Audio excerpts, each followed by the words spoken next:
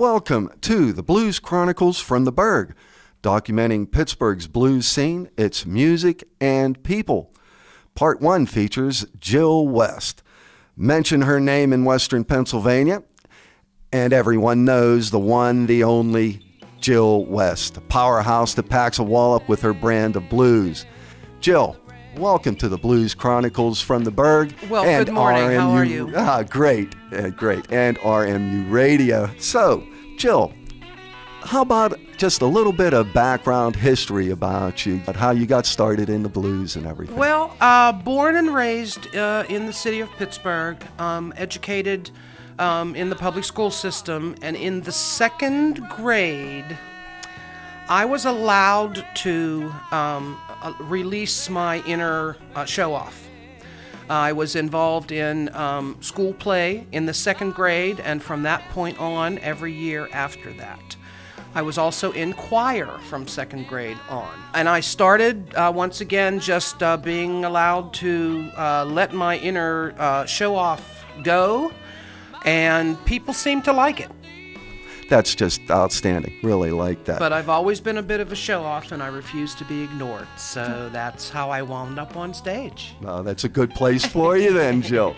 So, what got you interested in the blues, Jill? You started with the jazz combo? I sang show tunes. I started learning a little bit about jazz.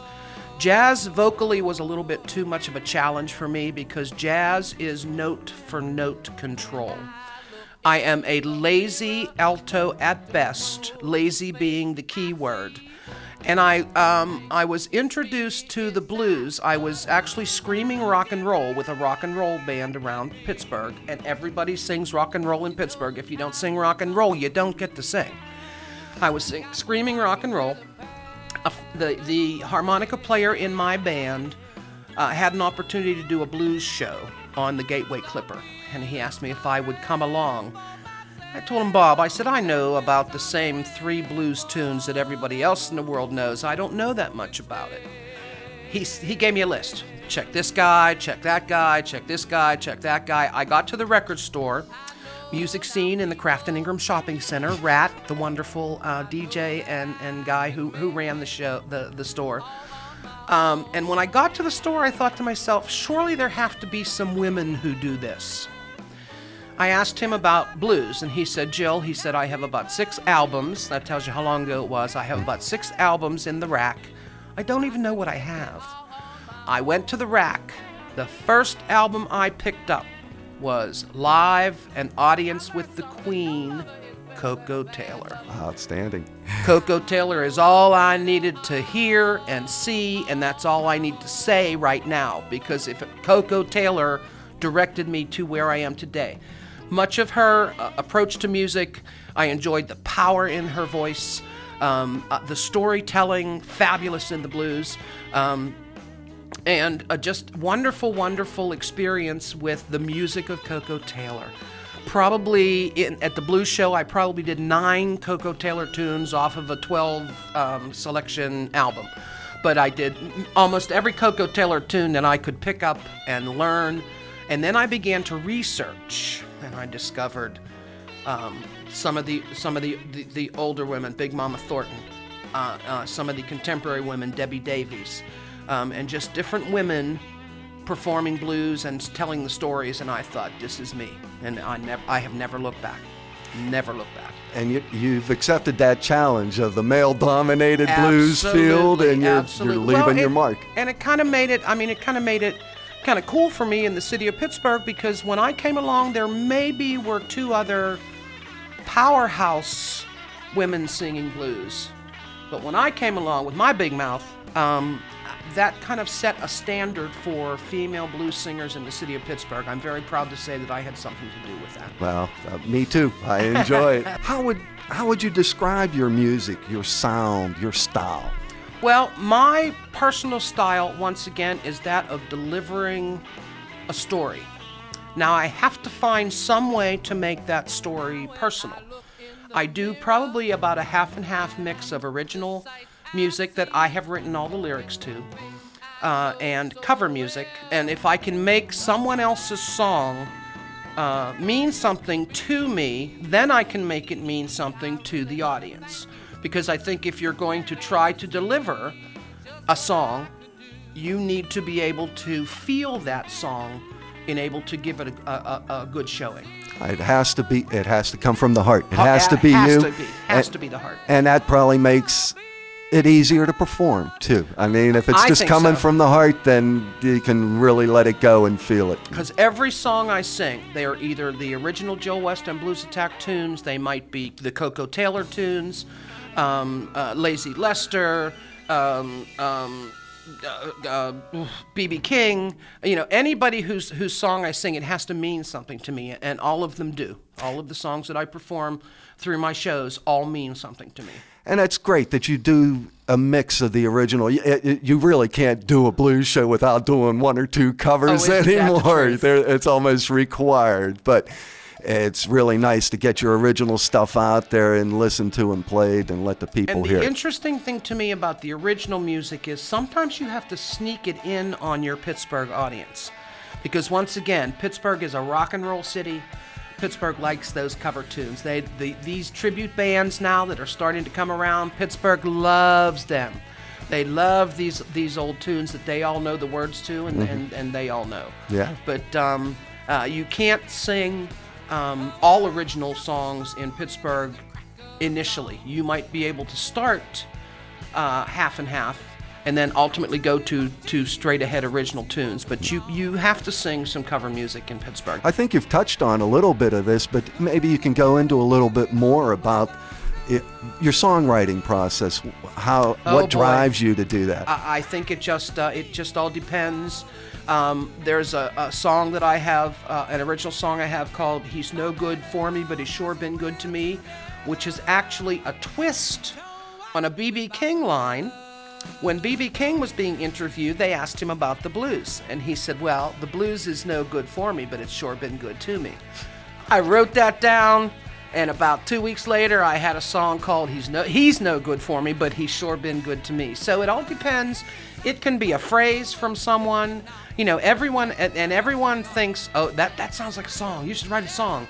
They think it's a lot easier than it is. But every once in a while, as I said, a whole song just washes over me. It's more than just putting rhymes to words to rhymes or whatever. And sometimes I start with the music, and then something will build from the music. That's great. That's really interesting. What inspires you to keep playing, to perform? Why do you do it? Again, it's that show off and refusing to be ignored. Every performance is a little different. And there is nothing that satisfies me personally more than being on the bandstand. And if, by some chance, there are people in the audience, that's a bonus. And if by another chance they're singing along, not just the lyrics to the cover tunes, but they're singing lyrics to my songs, how can I not get back up on the bandstand the next night? I love it. I'm a show off. I won't be ignored. So there you have it. I think I know a little bit about what you're talking about, because when I do the radio show, when I get some positive feedback from an artist that I've played one of their songs or something like that, I tell them, you've got me psyched. I'm good to go for another month now, man. You've got me inspired, and I want to do this. Absolutely. It feels like you're making a little bit of a difference, and you're helping, and that's just cool. And you talk about recognition of the band, recognition of myself. It happens all the time.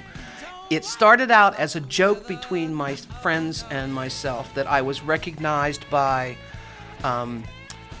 waitresses and car lot attendants all over the city of Pittsburgh, because we were running around as a group, and we would pull into the parking lot, and the parking lot attendant would come over and he said, "Don't you sing in a band?" But it started out kind of as a joke, but now it's actually true. I mean, I go places, grocery store, I'm at the Walmart. So, oh my God, Jill West at the Walmart. Well, Jill West needs to shop too.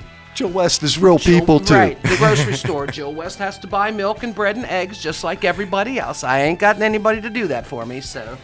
But it's absolutely wonderful to have people recognize me around town. When I first started thinking about doing something like this, people asked me, did I want to make records and go on the road and make a lot of money? I said, well, I'd like to make a lot of money. I like that part.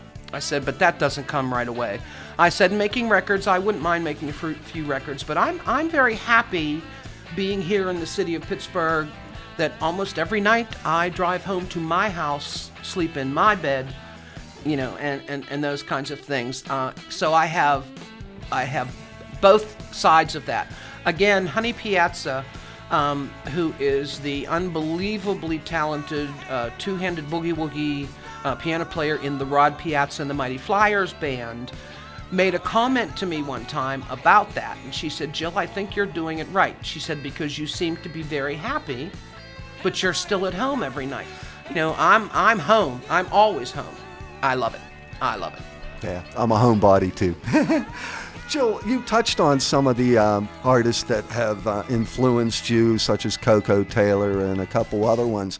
But are there any other artists, mentor, or someone that has really influenced your career? Well, again, if I can touch on the local scene, when I was first coming up and starting to do any of these types of performances, the jazz people, Etta Cox, Al Dow, Harold Betters, these were the people that I was kind of associating with, and they were helping me as I was going to jam sessions, and I was terrible, and I was getting up and doing all of these terrible things, and I would come back and sit, and Etta would say, now, Jill, the next time, do something like this, or do something like that, or make sure you're focused here. But the jazz people were influential on me. And what I learned a long time ago is watching a live performance can teach you two things. It can teach you what to do, and it can teach you what not to do. There you go. And every performance I see, I try to bring something back with me from it. Always learning. Absolutely. Always learning. Every single day. That's every great. single day. That's a good way to be. What does the blues mean to you? No. Original blues was not the happiest of musics. Contemporary blues now, you can sing some very positive things. I tell people much of my writing is not feminist, but I would like to call it female positive and female empowering. That's great. That's really good. That's a good message to carry there, Well, thank Jill. you. The state of the blues in general and the state of the blues in the Pittsburgh region.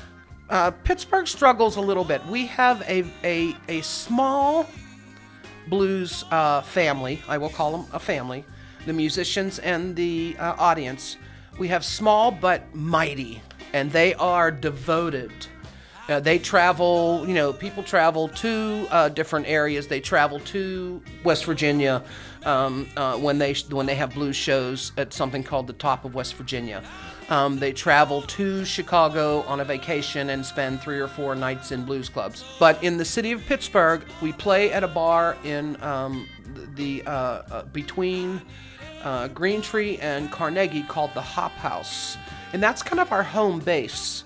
And we have tremendous crowds there. Now, we'll go someplace else and have 8 people in the audience. And I would like to think that after you hear a Blues Attack show and see a Blues Attack show, because there is as much to watch as there is to listen to at a Blues Attack show, that you will tell, those 8 people will tell a friend. And the next time we're out, there'll be 16 people in the audience. And if you're able to build like that, then you're on your way. Word of mouth. You're on your way. Yes. Word of mouth is big in the blues community. I'm learning that too. I'm a relatively newbie, but I'm picking that up pretty quick. All right.